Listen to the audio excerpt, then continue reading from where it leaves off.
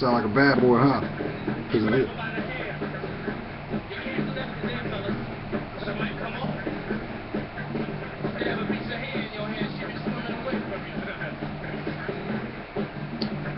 Wow.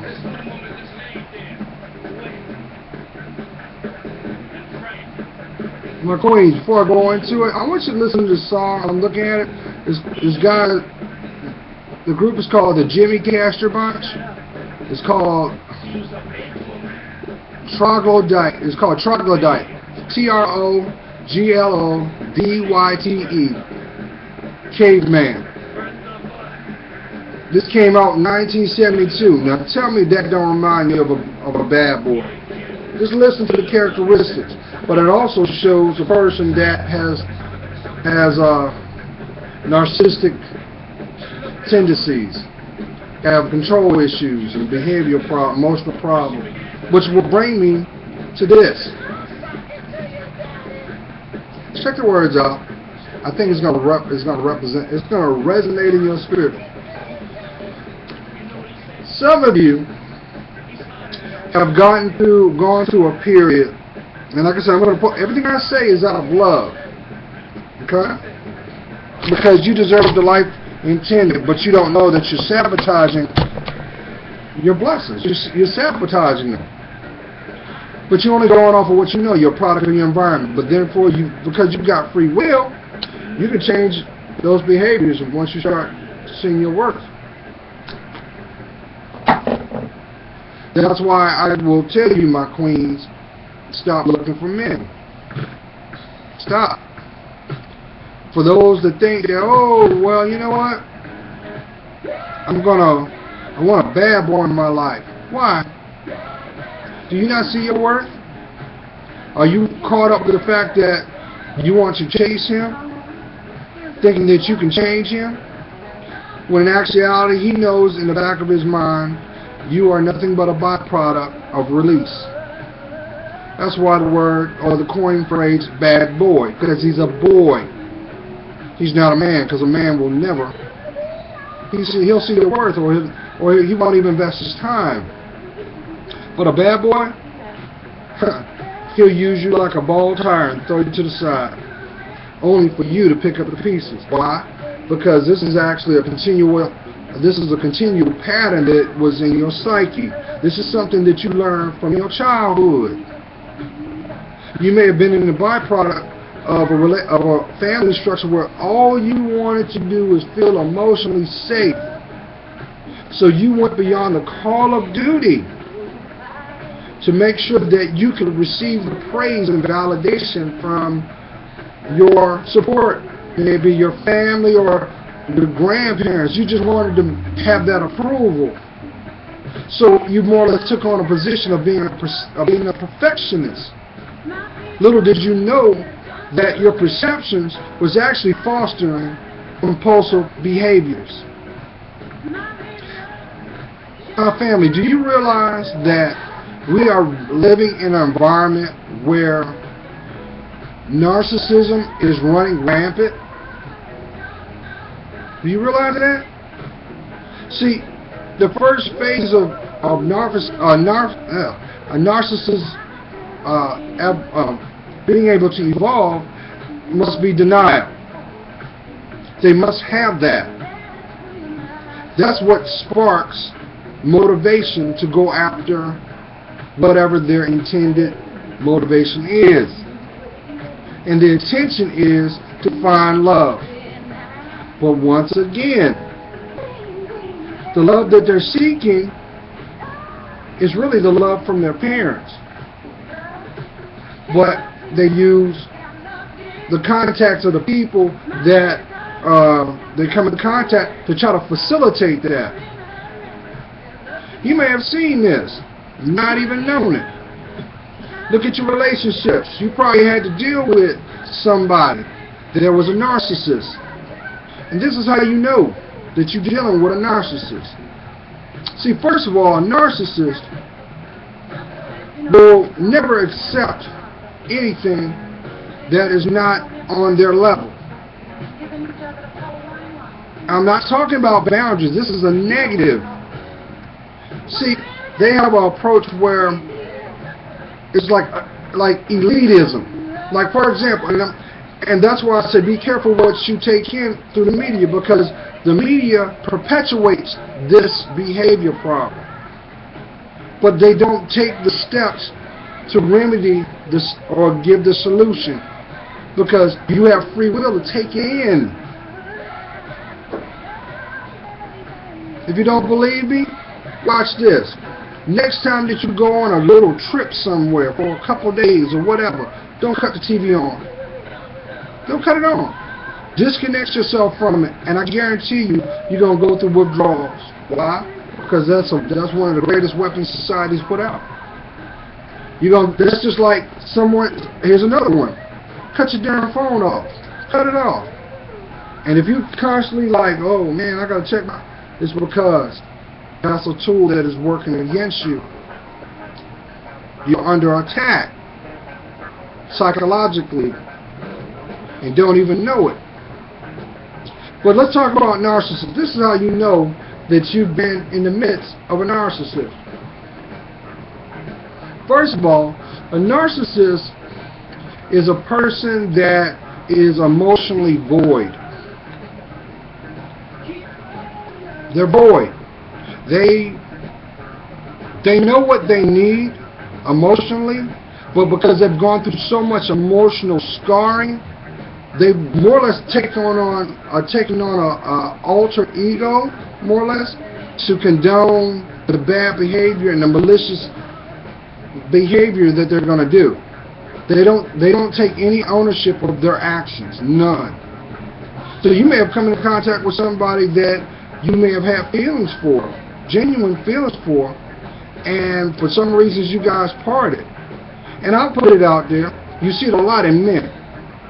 So when you turn around and say, oh, I'm gonna go to the club because I feel like I want some sexual healing, which I think is an oxymoron in itself, because when you indulge yourself, you always end up getting hurt. But what happens is you initiate the chase, or someone pursues you. First of all, this is what you do.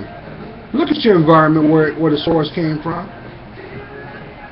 And I guarantee you 9 times out of 10, it was tainted. I guarantee it. But because people want what they want and can't discern from what they need, they use self-denial. Some of you may have seen this. Narcissists will use charm. They'll use charm. It'll feel like you are the belle of the ball, right? And they're going to put all this attention on you. And then eventually you will submit. Usually it's very quickly. And it's the best intimacy you've ever had. It blows your mind. And you're like, wow, I got to hold on to this. Especially if you came from a dysfunctional relationship. It's the newness, the honeymoon phase. But that's all an illusion. And you'll come to see this. See, what happens is the narcissist will turn around and construct a structure around you emotionally to manipulate you. Why? Because sadly enough, they don't love you. It's not that they don't want to love you. They don't know how to love. It's like through their development, something happened that was so traumatic, it cut off. Think about it this way. The Grinch. Remember how the Grinch was acting in the story? And what was his commonality? He had a small heart. That's why he was able to do the things that he did. Now I could spin that because I see a spiritual connection, because his heart grew. Well, God is love.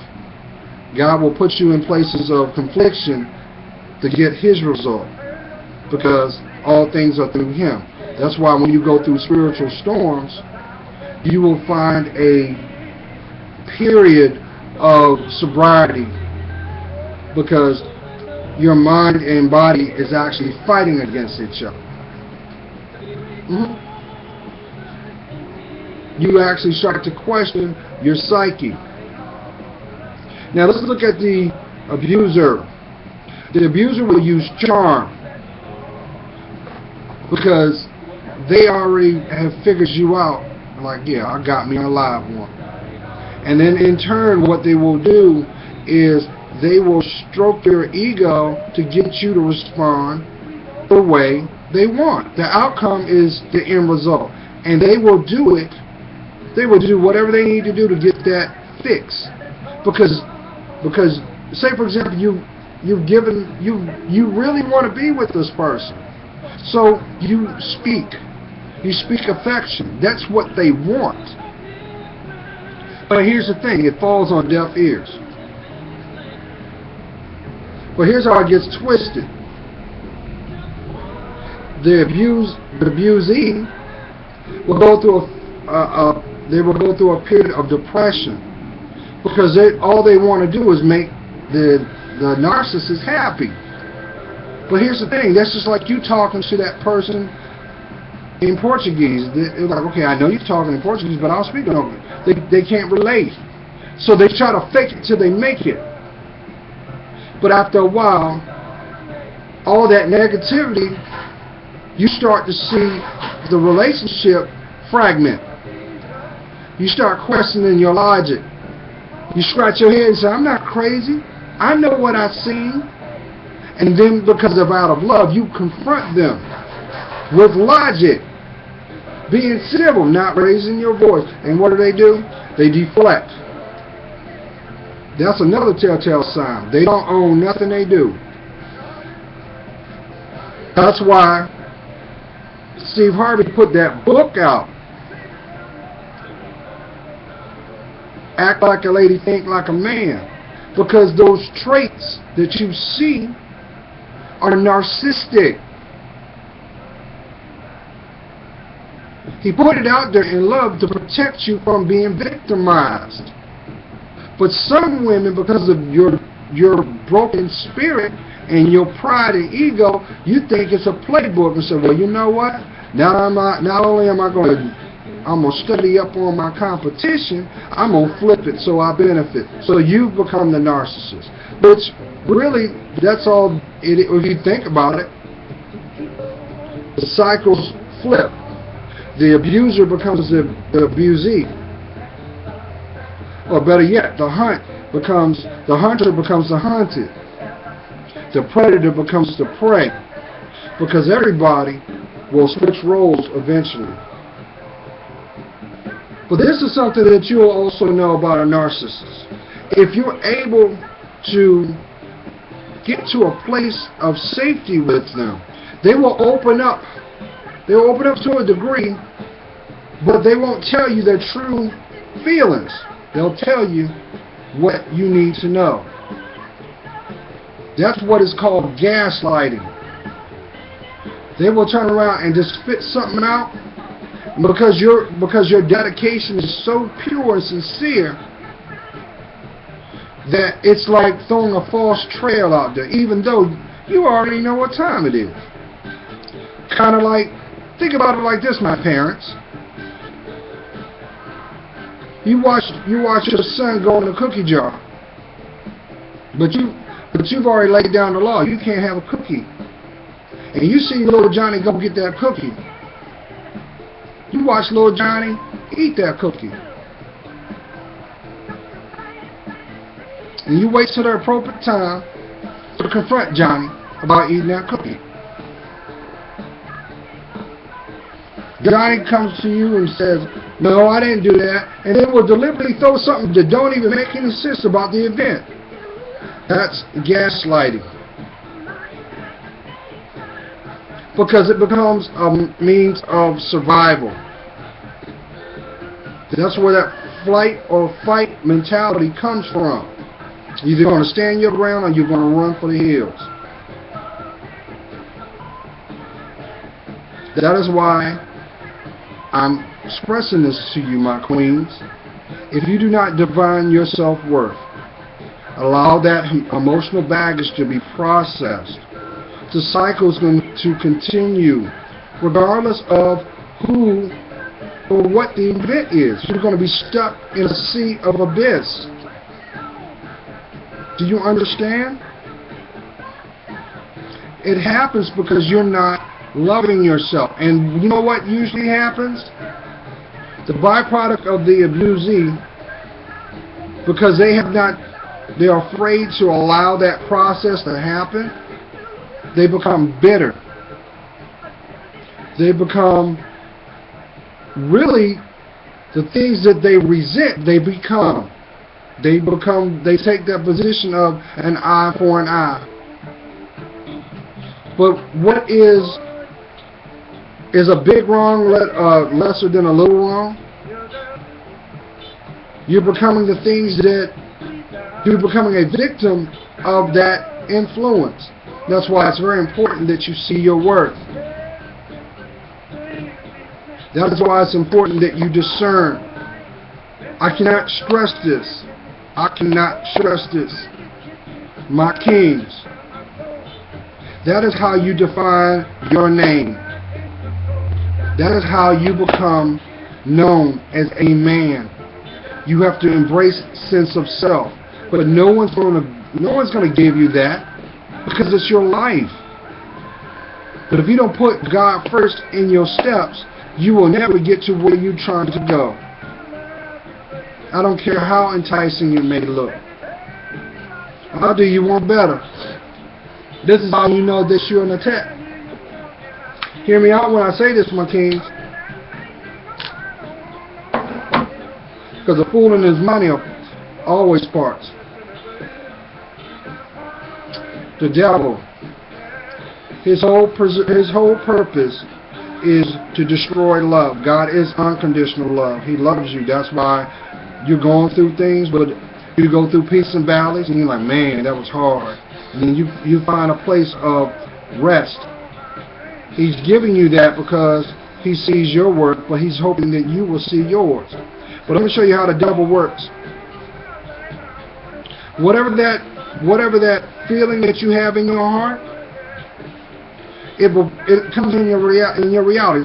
For example, let's say in your spirit you like a woman with a nice backside,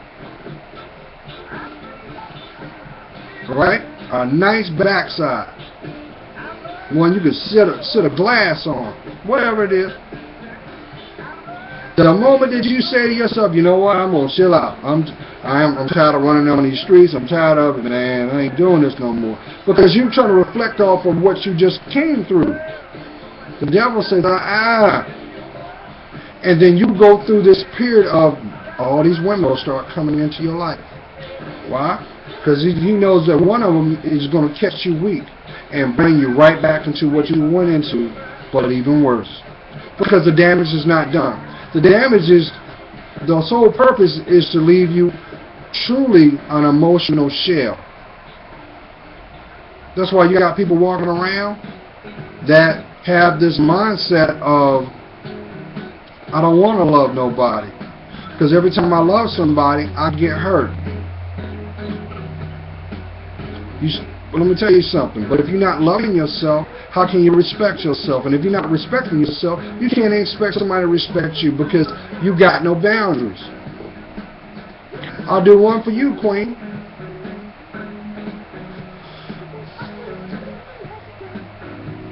You're walking around trying to perpetrate a fraud. You wake up, you go to sleep saying, I'm not going to do this no more. You try to embrace your spirit and say, you know what? I'm a good person. I just made bad choices. Okay, you own that. But you're not being consistent to change it. So what do? You lie to yourself. And so bold about it, you'll be the same ones that say, no, I'm a good girl. But in closed doors, you taking back shots. You letting men bust all on you. Why? Because those men don't care about you. They look at you as trash. That's why you're not going to get a ring from these people. One, because they ain't the marrying type. Why? Because they don't know about commitment. Why? Because they ain't even committed to themselves. So, misery loves company. That's why some of you have that hatred in your heart. That's why some of you, y'all see him, my queens. You can't even go outside. You can't even go to the store. It's like one. She got her mouth going. She the loudest one. Even in the grocery store, she loud. She dressed provocatively. But she the same one say, don't respect. I want you to respect me. How can I respect you if you're not treating yourself to be respected? There's a time and place for everything. You're living a lie. And here's the funny thing about it, and I say this figuratively. What will happen is you will go through a succession of the things that you should focus on, you don't. They take a back seat, like your health. Some of y'all have gone through seasons of just STDs. And you're like, man, I'm going to take care of my body. I'm going to be okay. But every time you look in every time you go in the bathroom and take a shower or look at yourself naked, some of you can't even do that because you see the trauma of what your mind has done. You see the wear and tear of your body from thieves. Some of you have even boastfully say, yeah, I'm a whore. But you try to switch and say, well, I got a healthy sexual appetite.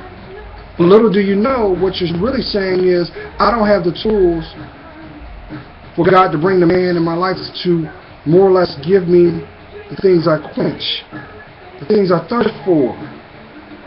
So you turn around and degrade yourself. That's why I'm going to hold that one for the next one. Listen, y'all. It ain't a game. It's not a game. Your life is not a game. Haven't you noticed the society don't care about you? That's why they don't talk about AIDS like it should be. They don't talk about hepatitis C and B. Why? Because you're already a calculated casualty. Because they even know if I put you in the ground, I'm going to still make money off of you. But that can't happen if you see your worth. And that's why fairy tales don't come true. And trust when I say this, a narcissist believes in fairy tales. They're the ones that will verbally say, I'm going to do this, this, this, and this. Which sounds great.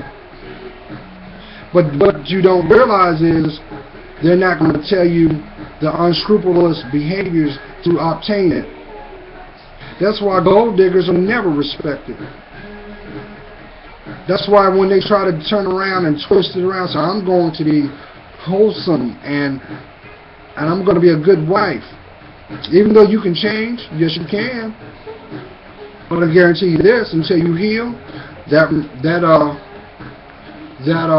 relationship is not yours. All you're going to get out of that is become a kept woman. And a kept woman is nothing but a woman that is a prisoner by her ring. Because that ring don't mean nothing. It's not blessed.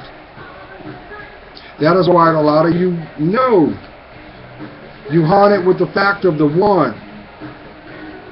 The one that you know that no matter what you do, secretly, you would go across a desert to walk in their shadow. Why? Because you know they love you. But I'm gonna tell you how it works with men. I didn't say bad boys, I said men. There's nothing that a man will not do for a woman. Do you hear what I'm saying? He does it because It's not because of her sexuality. He's actually trying to do it for, he wants to win her heart. But see, a narcissist has disconnected it. That's why, love that synchronicity, that is why domestic abuse exists. Because one or both learned it from their childhood. One or the other has a narcissistic mindset. The other one has a masochist mindset. So someone might be the iron fist, and someone may be the mating and waiting. They have this air of the world owes them. Let me tell you something. The world don't owe nothing. That's why those same people that go down that road, they have a trail, like a tornado, of all the people that they damaged, starting with their kids, starting with their family, ultimately leaving them in a mental prison. About 60% of the people that are in mental institutions have narcissistic behavior patterns, which started from the home. So I'm going to go a little deeper on that on the next one. God's praying for you? Yeah, no, I am. You're going to get 2014 because that's your season of harvest. So then, guys,